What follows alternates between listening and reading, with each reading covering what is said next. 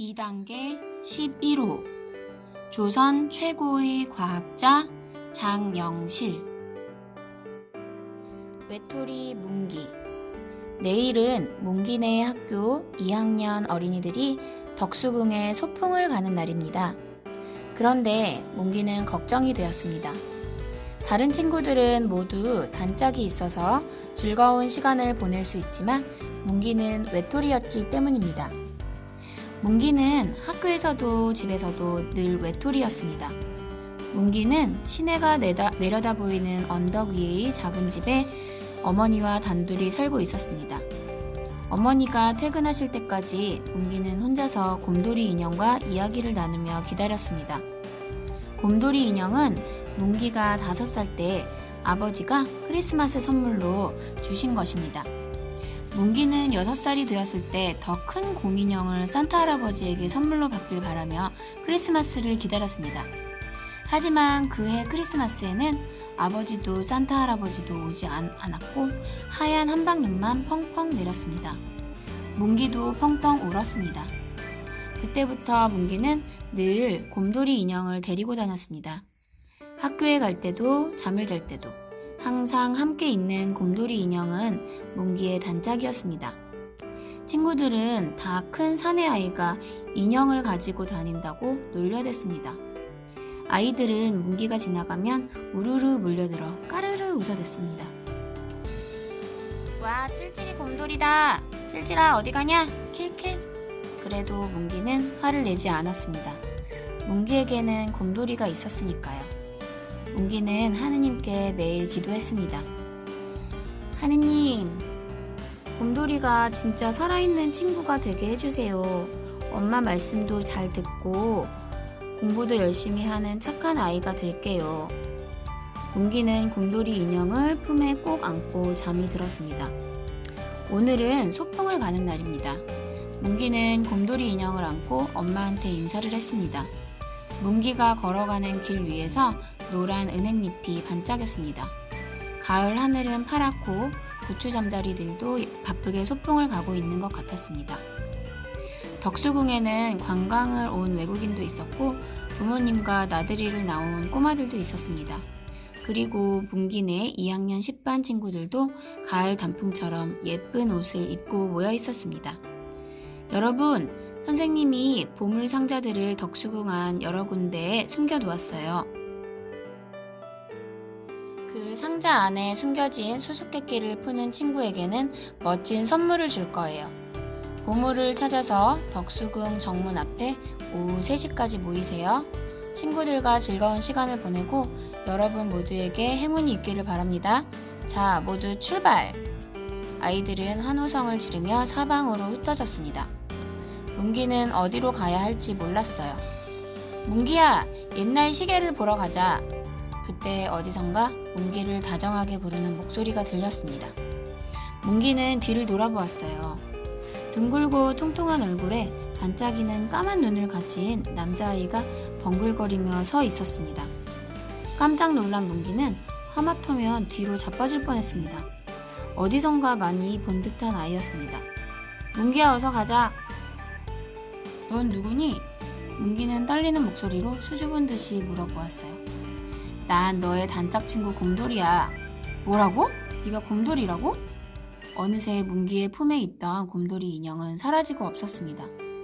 의아한 표정을 짓고 서 있는 문기의 손을 남자아이가 덥석 잡았습니다. 문기야, 나를 민기라고 불러줄래? 오늘은 나도 살아있는 너의 단짝 친구라고. 그래, 민기야. 문기의 눈에서는 기쁨의 눈물이 흘렀습니다. 문기야, 지금 이러고 있을 때가 아니야. 얼른 보물상자를 찾아야지. 민기는 문기를 데리고 어디론가 뛰어가기 시작했습니다. 문기는 친구가 있다는 것이 너무 행복했습니다. 이게 뭐야? 이상하게 생겼네. 기다란 원통이 2개가 있고 항아리 같은 것도 있네. 물시계야. 자경루라고 불러. 물시계라고? 시계가 뭐 이래? 문기야, 저기 좀 봐. 문기는 민기가 가리키는 쪽을 쳐다보았습니다. 거기에 노랑 상자가 하나 놓여 있었습니다. 뚜껑에는 특명, 보물을 찾아라 라는 글이 선명하게 쓰여 있었습니다. 덕수궁 안에 있는 자경루. 문기는 상자를 열어보았습니다. 그 안에는 이런 종이가 들어있었습니다. 1. 자경루를 만든 사람은 누구일까요? 2. 자경루를 만든 사람이 발명한 또 다른 발명품에는 무엇이 있나요? 3. 당신은 꿈을 가지고 있나요? 외톨이 장영실. 문기는 첫 번째 질문을 반복해서 읽었어요. 민기야, 자경루를 만든 사람이 누군지 아니? 물론 알고 있지. 하지만 정답을 가르쳐 줄 수는 없어. 대신에 네가 정답을 찾는 걸 도와줄게. 민기는 커다란 눈을 반짝였어요. 문기야, 눈을 감아봐. 아주 잠시 동안 우리는 과거로 갔다 올 거야. 문기는 두 눈을 감았어요. 주위에 제잘거리는 소리들이 아득하게 멀어지고 있었어요. 문기는 몸이 둥둥 떠올라 어디론가 흘러가는 것 같았어요. 갑자기 바람이 온몸을 감싸는 듯 하더니 아주 깊이 잠이 들었어요. 문기야, 일어나봐. 다 왔어. 문기는 눈을 떴어요. 여러 명의 낯선 아이들이 한 아이를 놀리고 있었어요. 야, 영실아, 너 광기의 아들이지? 우리 어머니가 그러시는데 너는 천한 신분의 노비라고 했어. 심술궂게 생긴 아이가 그 아이의 앞을 가로막으며 비아냥거렸어요.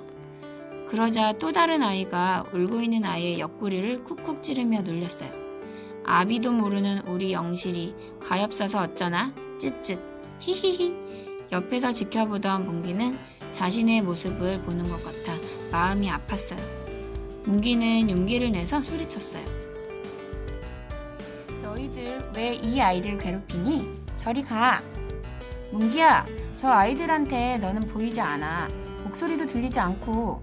여기는 과거의 세계거든. 그럼 어떻게 해? 나처럼 놀림당하고 있는 걸 보고만 있으라는 거니? 민기는 그저 미소만 지어 보였습니다. 문기야, 저 아이를 잘 봐. 네가 찾는 사람이야. 문기는 깜짝 놀랐어요.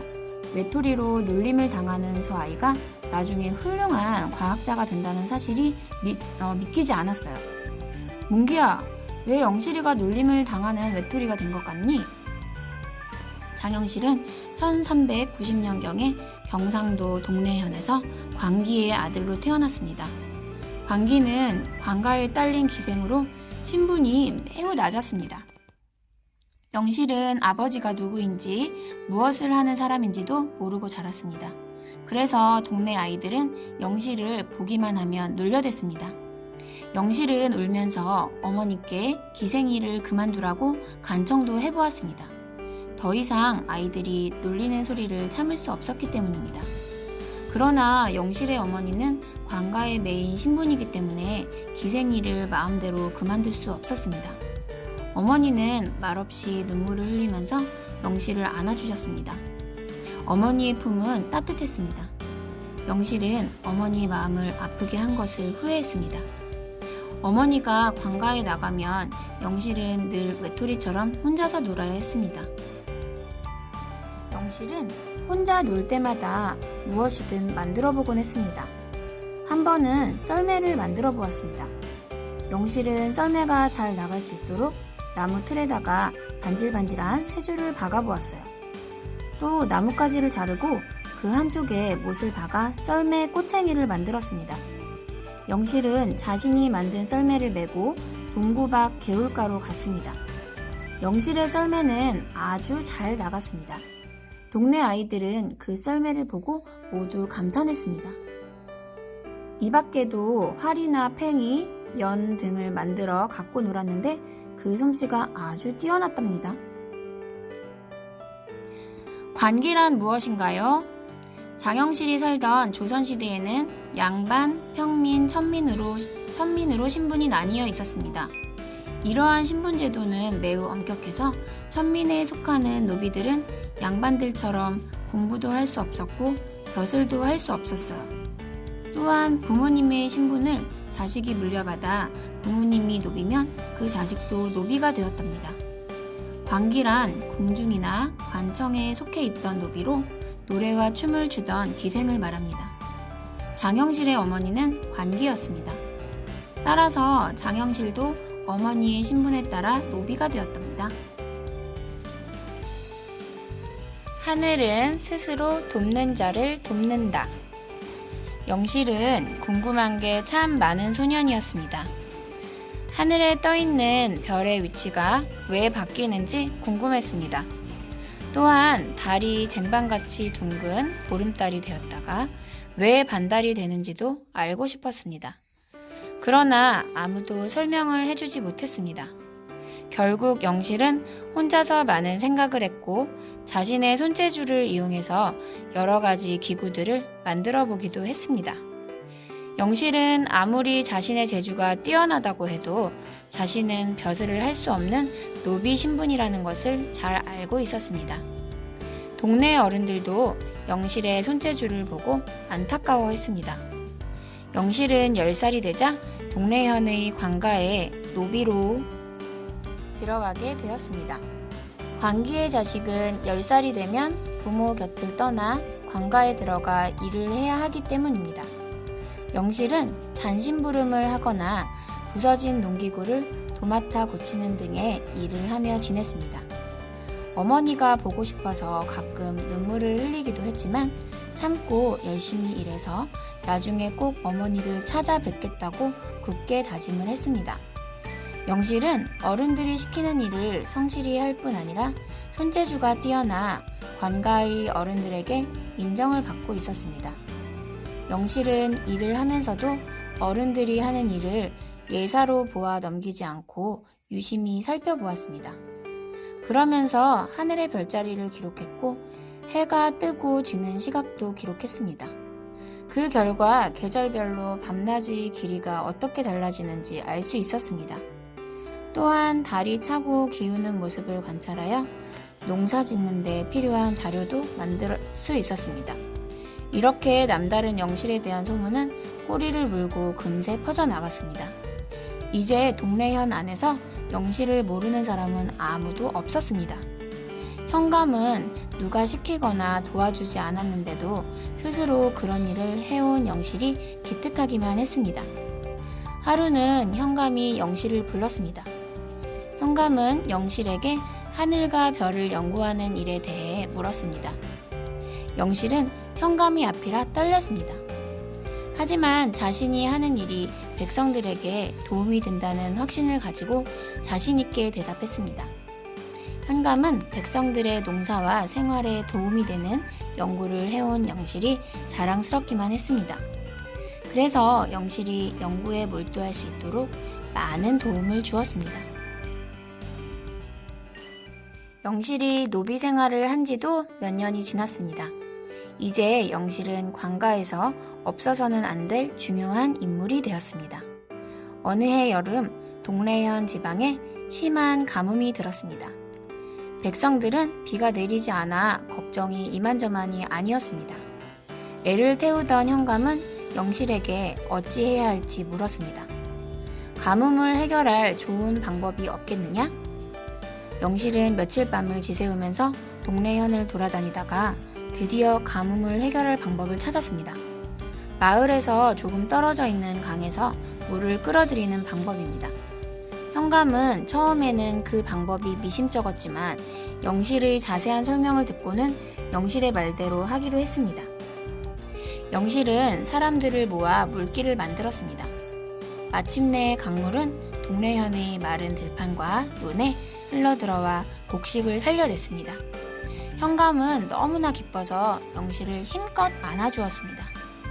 민기야, 영실이 낮은 신분으로 태어났는데도 실망하지 않고 꿈을 키운 거구나. 맞아. 가정 형편이 어렵고 아무리 힘든 일이 있어도 꿈을 포기해서는 안 된다고 생각해. 나도 자신감이 생기는걸? 세종대왕을 만난 장영실. 문기야, 세종대왕 알지? 당연하지. 한글을 만드신 분이잖아. 그래. 그런데 세종대왕은 과학 분야에도 관심이 많았어. 왜 갑자기 세종대왕 얘기를 하는 거야? 과학자 장영실에 대해서나 더 알려주지. 왜냐하면 세종대왕은 장영실에게 아주 중요한 사람이기 때문이야. 그래? 세종대왕과 장영실은 어떤 관계였니?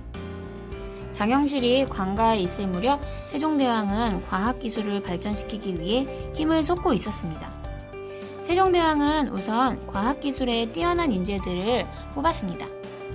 이 소식을 듣고 동네 현감은 세종대왕에게 영실을 청거했지요.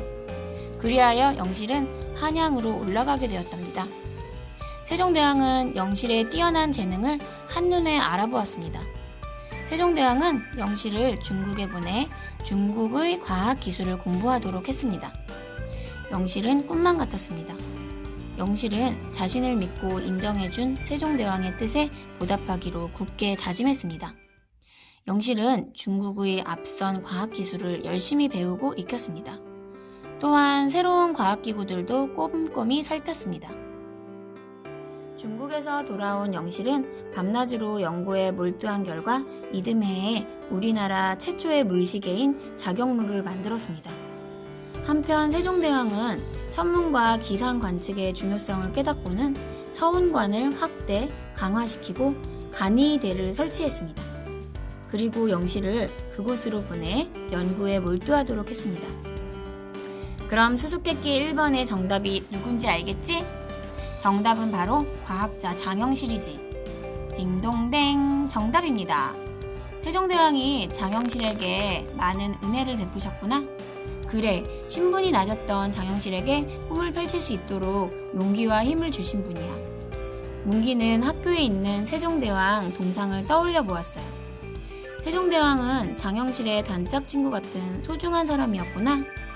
세종대왕이 있었기 때문에 장영실이 힘을 내서 연구를 할 수 있었던 것 같아. 나에게도 힘을 주는 민기 같은 친구가 있어서 너무 행복해. 문기야, 시간이 많이 지난 것 같은데 몇 시쯤 되었을까? 시계가 없으니까 너무 불편하다. 그때 문기의 배에서 꼬르륵거리는 소리가 들려왔어요. 낮 12시야. 히히. 이런 걸 배꼽시계라고 하지. 배꼽시계? 하하하. 물시계를 보러 가자. 시간을 알 수 있을 거야. 발명왕 장영실. 민기야, 아까 덕수궁에서 보았던 물시계가 장영실이 만든 거지? 아니야, 장영실이 만든 자경루는 없어졌어. 없어졌다고? 너무 안타깝다. 그럼 덕수궁에 있는 것은 누가 만든 거야? 덕수궁에 있는 자경루는 1536년에 완성된 새로운 자경루야. 이 자경루는 장영실의 것을 본떠서 만든 것이지. 그렇구나. 이제 두 번째 수수께끼를 풀어야 해. 장영실의 발명품을 찾는 거였지? 자, 서두르자. 장영실은 발명왕이기 때문에 살펴봐야 할 것들이 많다고. 멀리서 두시를 알리는 종소리가 들려왔습니다. 민기와 문기는 장영실의 발명품들을 찾아보기 위해서 달렸습니다. 장영실은 발명왕이었습니다. 1432년에 장영실은 이천을 도와 천문 관측 기구인 간의를 만들었습니다. 1433년에는 혼천의를, 1434년에는 금속 활자인 갑인자를 완성했습니다. 갑인자는 이천이 만들었던 경자자에 비해 훨씬 편리한 활자입니다. 장영실은 여기에 만족하지 않고 또 새로운 연구를 시작하여 같은 해에 자경루를 완성했습니다. 자경루는 물의 힘으로 수레바퀴가 돌아가고 그에 따라 매시간 자동으로 북이나 종, 징을 쳐서 시각을 알려주는 시계입니다. 자경루를 완성한 후에도 장영실은 계속 연구를 하여 1437년 앙부일구라는 해시계를 만들었습니다. 앙부일구는 햇빛 때문에 생기는 그림자를 보아 시각을 측정하는 시계입니다.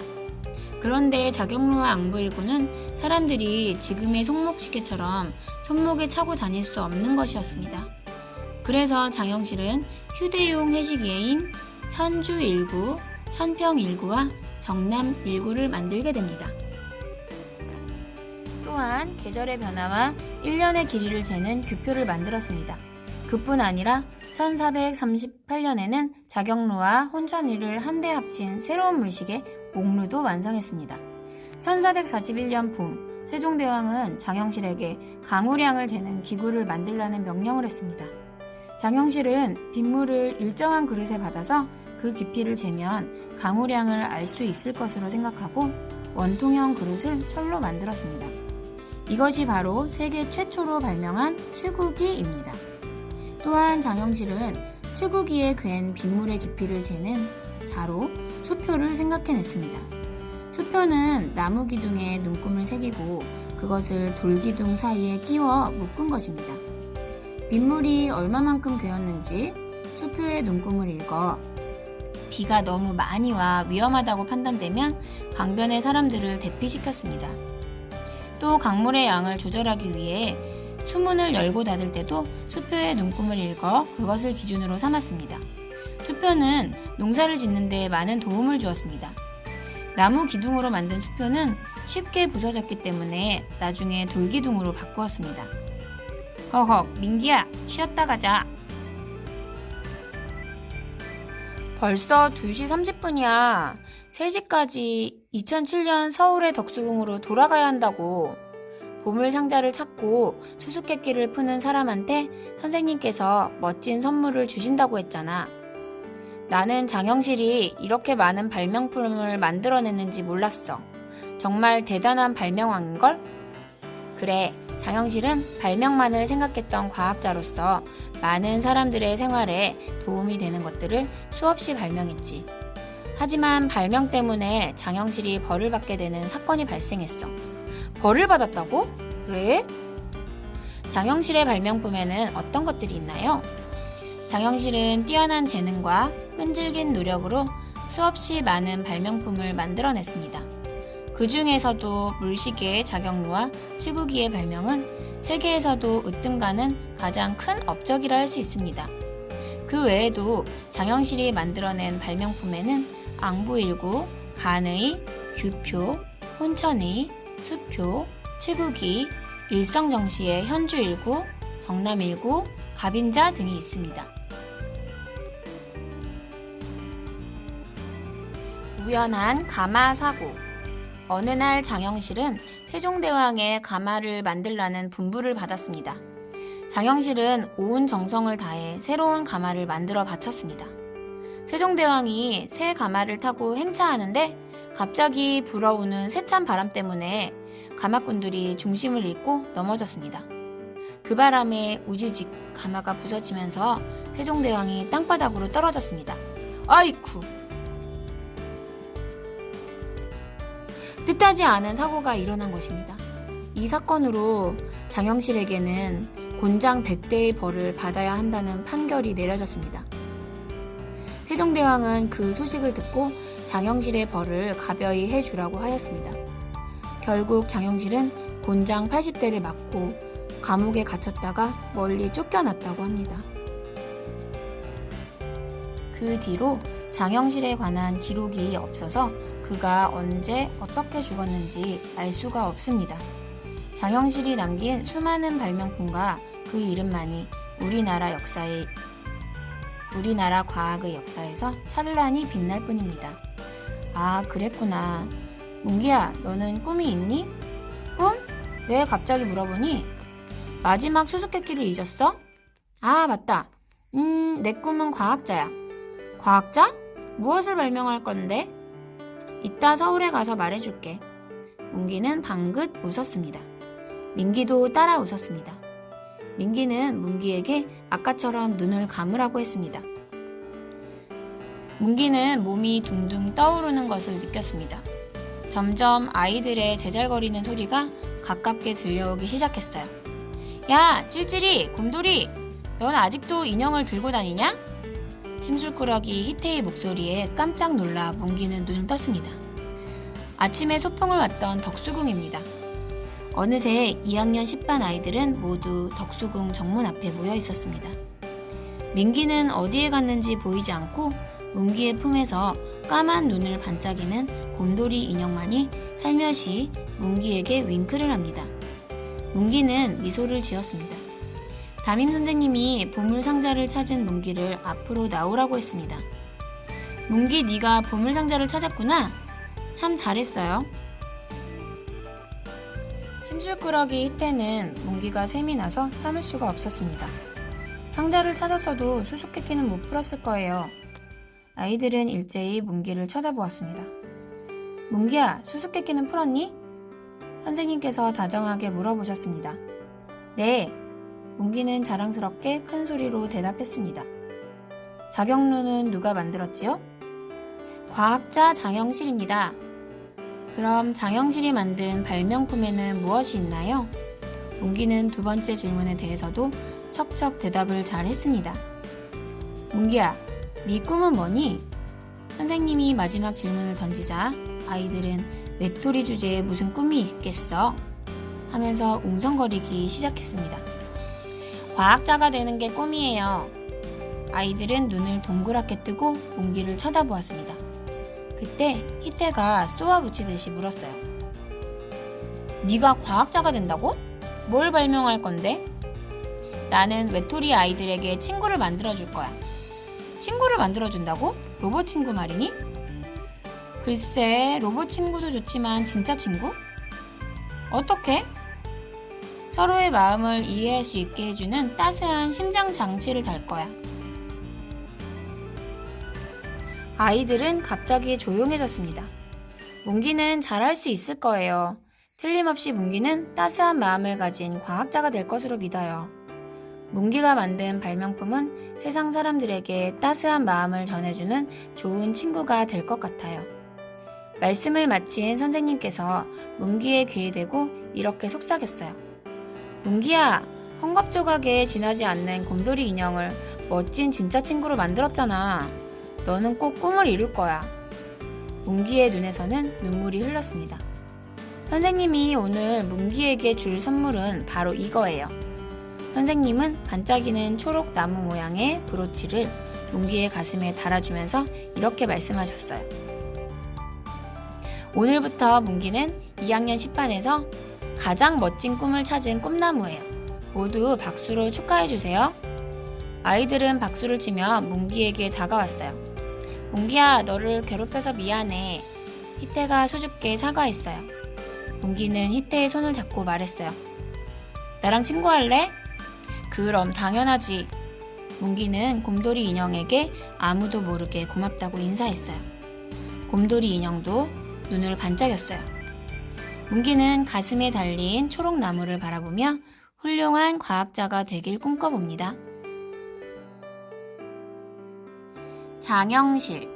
장영실은 끈질긴 노력과 연구로 수많은 과학기구를 발명한 조선시대 최고의 과학자입니다.